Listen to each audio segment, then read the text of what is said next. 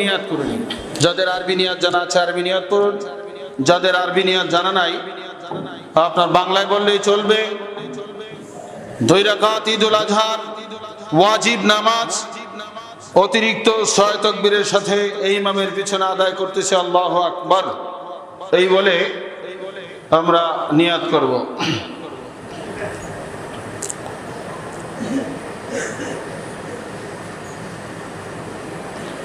আল্লাহু আকবার।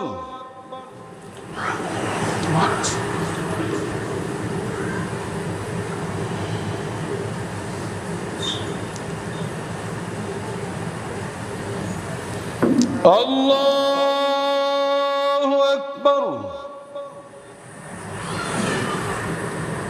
আল্লাহু আকবার।